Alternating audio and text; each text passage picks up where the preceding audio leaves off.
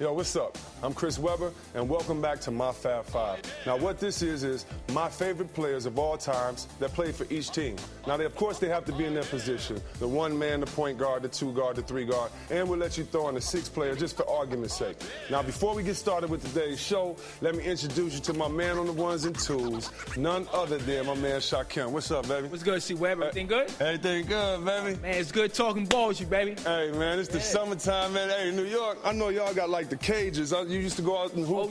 Yeah, West 4th, we get it in, man. Yeah? Yeah, we get it in heavy. Hey, man, what's the other game y'all be playing in New York when I be seeing people like with these little tennis balls and y'all be... Handball. Handball? Handball, yeah. What's that about? That's, to me, it's like a jail game. It's like the hood tennis? Yeah, you're like hood tennis, right. No rackets, like shit. Oh, that's probably how it started. Shit, no rackets. I hear you. Throw it up against any wall in the city. That's what's up. And right here, my man with no further introduction. He don't need to know who, he don't even need to be introduced because you know who he is, but you didn't know that he could hoop. His game, he said, is a little like Tim Hardaway and D-Wade. And that's my man, Tony Hawk. What's up, baby? How you doing? First of all, you don't play handball with a tennis ball. Right. The specific ball that you buy from the bodega is kind of pink. It doesn't you buy a ball from the liquor store. Yeah, you go to the liquor store or the bodega, you get a 25-cent ball, and you play handball with it.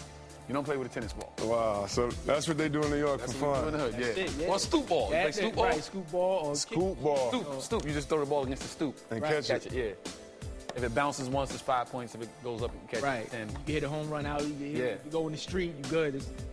That's what y'all do in New York. Okay, all right. Well, let's talk some basketball, man. Let's talk some basketball. Well, today what I'd like to do is talk about the Minnesota Timberwolves with y'all. I know both of y'all know basketball. Okay. And this is kind of tricky because they've been around for a long time, but they don't have the history a lot of other teams have, so we might miss a few people in this if we're not careful.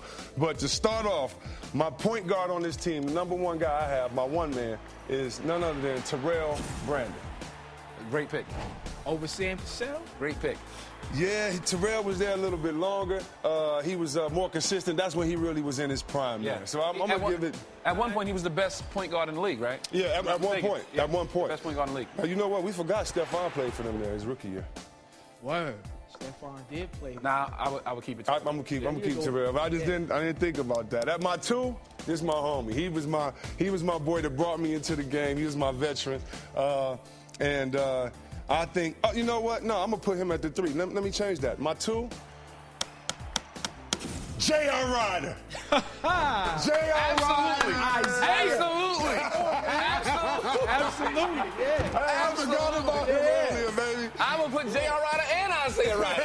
Whichever one you want to be called. Put both of them there. We got it right there. Hey, he won the dunk contest, you know what I'm saying, with the first guy in the league to dunk between the legs in the air. Also, this guy was an all-star, you know what I mean? He was kind of an undersized big man, actually in college, and he came from UNLV and came in to be in the two. So I'm going to give that to him. And one of the most entertaining people on and off the court. Very interesting gentleman. And speaking of interesting gentlemen, how about another one? This guy brought me into the game.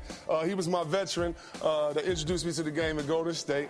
And this guy, I played with him when he broke Wilt Chamberlain's record for most minutes played in a season. So he basically played every game for the amount of time you could play. Great defender.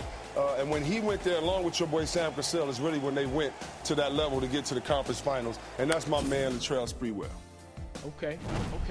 No argument. No argument there. And you know he helped Charles Knicks out. Oh, right. No argument. Tremendously. That's just off of that premise alone. I would love to see him and J.R. Ryder on this team at the same time.